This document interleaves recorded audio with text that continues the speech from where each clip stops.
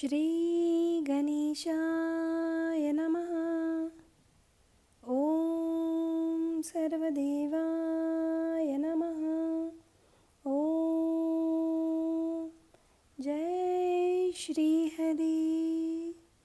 नमस्कार, मैं निर्मला रावत आप सभी का अपने YouTube चैनल में स्वागत करती हूँ।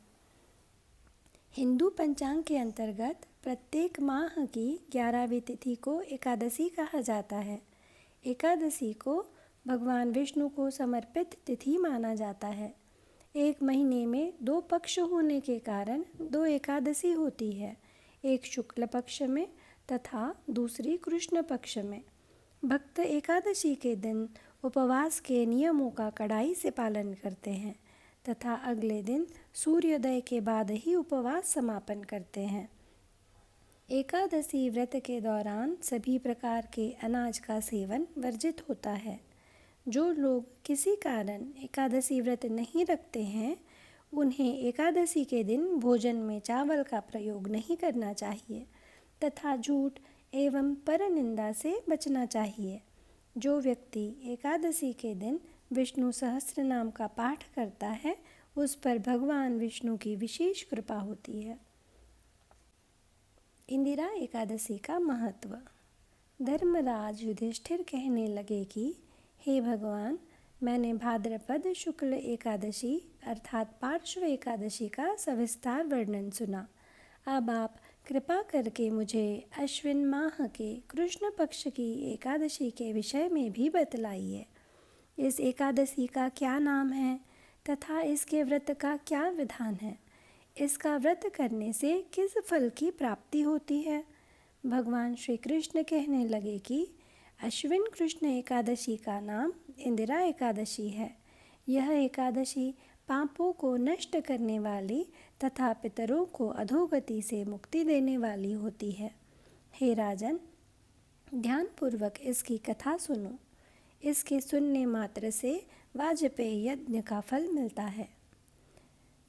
प्राचीन काल में सतयुग के समय में महिष्मती नाम की एक नगरी में इंद्रसेन नाम का एक प्रतापी राजा धर्मपूर्वक अपनी प्रजा का पालन करते हुए शासन करते थे। वह राजा पुत्र पौत्र और धन आदि से संपन्न और भगवान विष्णु के परम भक्त थे। एक दिन जब राजा सुखपूर्वक अपनी सभा में बैठे थे, तो आकाश मार्ग से महर्षि नारद उतरकर उनकी सभा में आए। राजा उन्हें देखते ही हाथ जोड़कर खड़े हो गए और विधि पूर्वक आसन व अर्घ्य दिया। सुख से बैठकर मुनि ने राजा से पूछा कि हे राजन, आपके सातों अंग कुशल पूर्वक तो हैं? तुम्हारी बुद्धि धर्म में और तुम्हारा मन विष्णु भक्ति में तो रहता है? देवर्षि नारद की ऐसी बातें सुनकर राजा ने कहा, हे महर्षि, आपकी कृपा से मेरे राज्य में सब सुकुशल है। मेरे यहाँ यज्ञ कर्मादि सुकृत हो रहे हैं। आप कृपा करके अपने आगमन का कारण कहिए। तब ऋषि कहने लगे कि हे राजन, आप आश्चर्य देने वाले मेरे वचनों को सुनो। मैं एक समय ब्रह्मलोक से यमलोक को गया। वहाँ श्रद्धापूर्वक यमराज से पूजित होकर मैंने धर्मशील और सत्यवान धर्मराज की प्रशंसा की।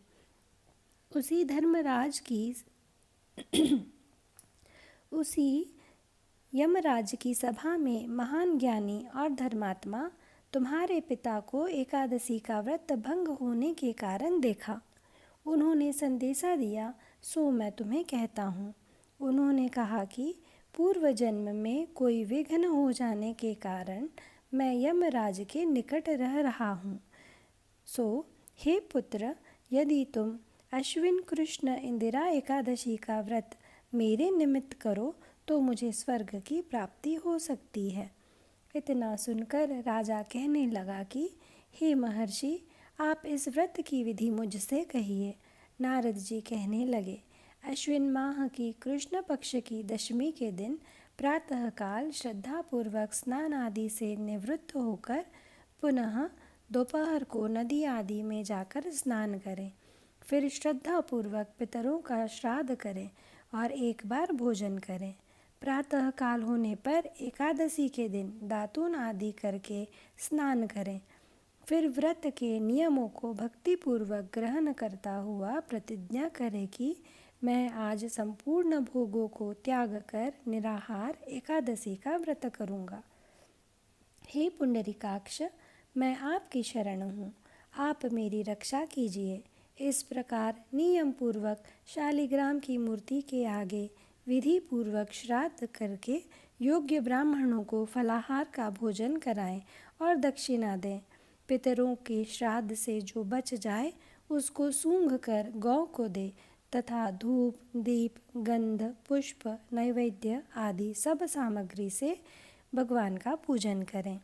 रात में भगवान के निकट जागरण करें। इसके पश्चात द्वादशी के दिन प्रातः काल होने पर भगवान का पूजन करके ब्राह्मणों को भोजन कराएं। भाई बंधुओं, स्त्री और पुत्र सहित आप भी मौन होकर भोजन करें। नारद जी कहने लगे कि हे राजन, इस विधि से यदि तुम आलस्य रहित होकर इस एकादशी का व्रत करोगे तो तुम्हारे पिता अवश्य ही स्वर्गलोक को जाएंगे। इतना कहकर नारद जी अंतर्धान हो गए।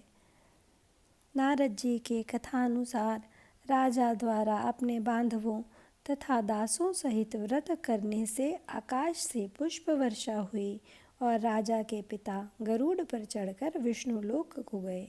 राजा इंद्रसेन भी एकादशी के व्रत के प्रभाव से निष्कंटक राज्य करके अंत में अपने पुत्र को सिंहासन पर बैठाकर स्वर्गलोक को गए।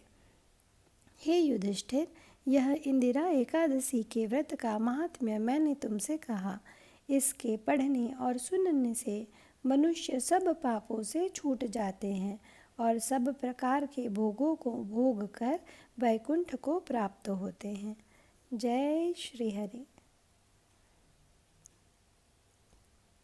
आप भी यह कथा अवश्य सुने।